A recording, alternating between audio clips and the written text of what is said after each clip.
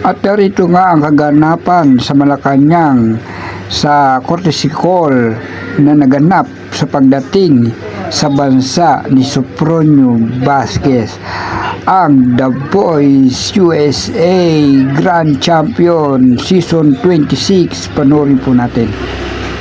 We'll make a show for you.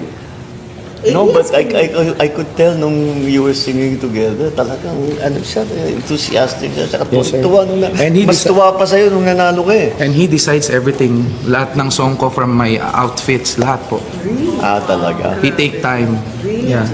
He took time. Yeah. Kasama rin pala ni Sopronio ang kanyang pamilya na sa kanyang likuran. At makaharap din nila ang Presidente, First Lady at si Irene Marcos. May kumanta na babae, ang galing ng pagkakanta. Si Simon Cowell, imbis na bumoto, just held up a sign. Are you Filipina? Ang totoo pala yung moment na parang nagpa-flashback sa'yo lahat ng sorry, naiyak na ako. Yung pinagdaanan mo na I'm sure. you are bringing the... Opo, talaga, always po akong grateful kasi nagpunta po ako doon to just try.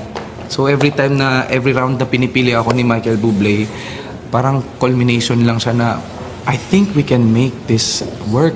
Ganun. So, Ikinento rin ni Sopronio kung paanong nag-flashback lahat sa kanya ang mga nakaraan ng kanyang buhay na kanyang dinanas. Oh, bagay na surprisingly, bagay, sir, bagay na yung bagay. mga Filipinos around America, hindi ko po alam na may mga text brigade sila na bumoto po sila, vote natin to. Kahit dito. Opo. Kahit dito.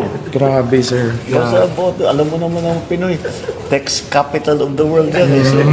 Napapaisip pa rin siya sa mga bagay na nangyari kapag every round na siya ay napipili ni Michael Bublé, no? At talagang hindi mawala sa isipan niya na mayroong bagay na magaganap. Filipino, first Asian. First Asian po.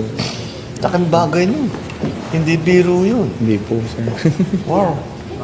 Ikaw, kami magpapa-thank you sa'yo dahil pinasikat mo na naman yung Pilipino. Sikat pa naman tayo dahil sa ginawa mo.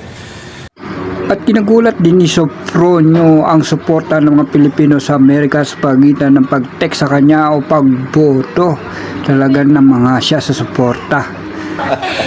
Ilang beses kong tinake yun, ma'am. Grabe talaga for that message. And you were still nervous? Yes. Siyempre yung kaba ay naroon pa rin daw sa kanya, sabi ni Sopronio. One of the Barbra Streisand, hanggang ngayon, she refuses to go on concert kasi masyado siyang ninenervous. Yes, sir. Sino pa ba? Meron akong, Taylor Swift. She gets nervous? Stokes up. Whoa! Okay, you don't go there. Iba po sa akin. Ano yung nervous mo? Bailey is with me. She was working in the show. Kapag bago po ako kumanta, talagang nakikiusap ako sa kanya na pwedeng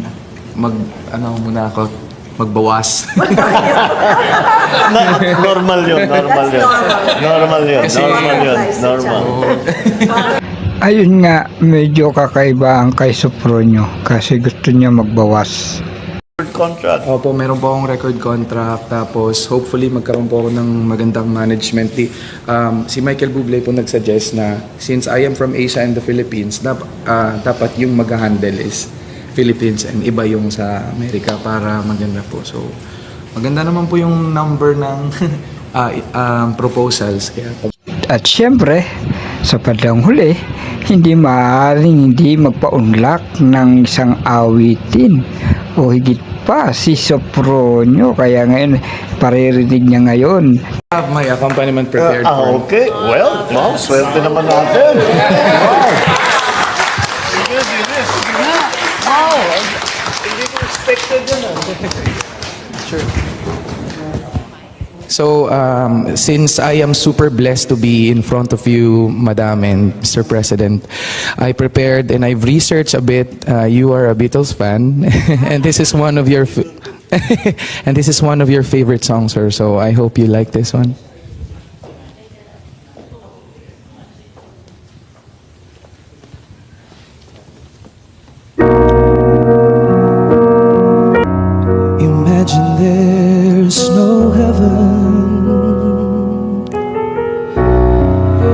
It's easy if you try.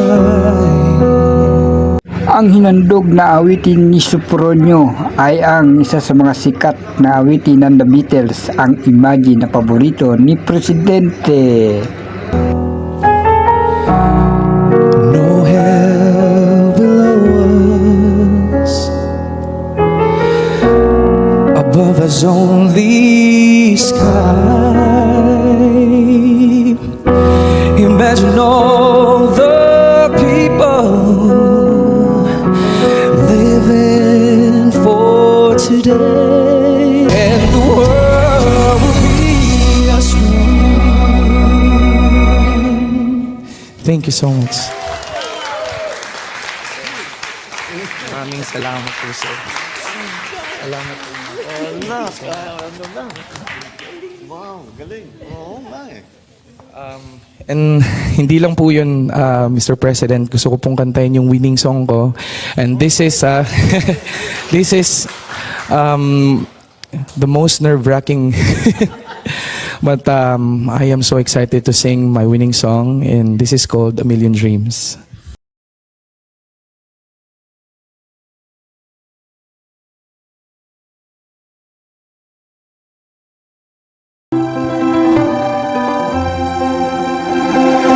I close my eyes and I can see a world that's waiting up for me, that I call my own.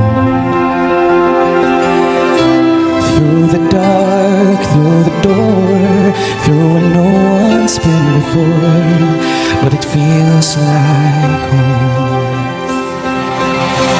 They can say it all sounds Maluha-luha nga ang Presidente at ang First Lady habang nakikinig sa awiting winning song ni Sopronio.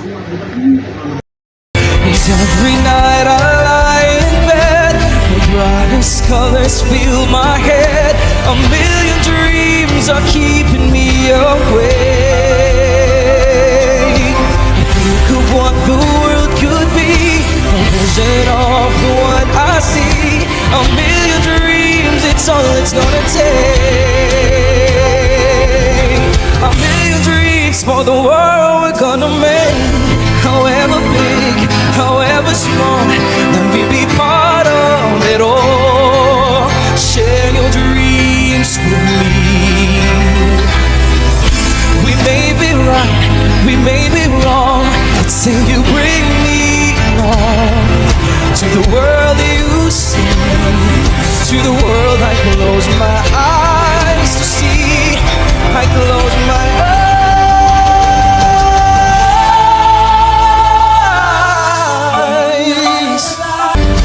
A million dreams for the world we're gonna make.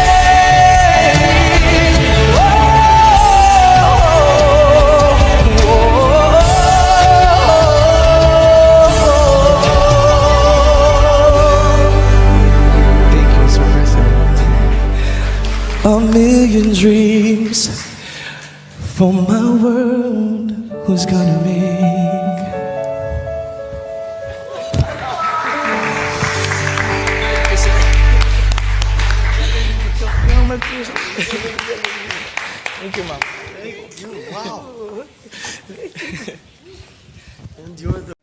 At nagkaroon nga ng photo ops, pakuha ng picture Sopronio, Presidente at First Lady. Siyempre hindi mawawala ang pamilya ni Sopronio para magpa-picture sa Presidente at First Lady.